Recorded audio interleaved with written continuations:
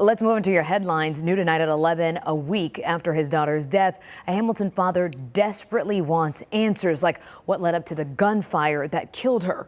An initial police report says suicide. He says no way. WCPO 9 News reporter Sean Delancey brings that dad's plea for an investigation.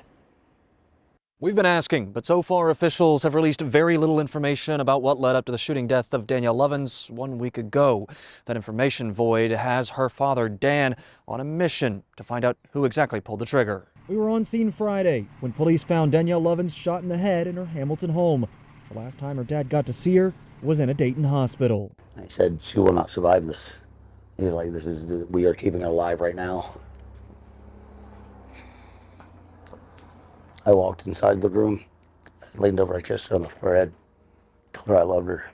She died right then, immediately. Dan didn't have time to grieve. He had to take care of Danielle's 5-month-old baby boy and his other kids.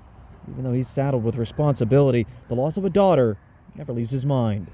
It is somewhere between the line of anger and sadness that I could never imagine that you could be calm.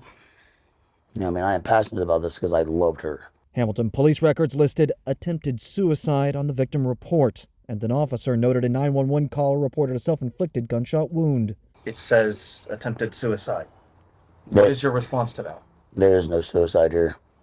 This is not suicide. My daughter would not have done this. Dan says his daughter was making plans to go to school and was focused on raising her son. A preliminary coroner's report lists her cause and manner of death is undetermined. The office says a full report could take another 7 weeks. I am her voice. Dan says it could take 7 years. It doesn't matter. He's in it for the long haul. My daughter is dead. No one else is here to tell her story. And we, as a community, will not let that happen. Hamilton police say that their detectives are still investigating. A vigil for Danielle is scheduled at her father's house over on Sycamore Avenue on Sunday. In Hamilton, I'm Sean Delancey, WCPO 9 News.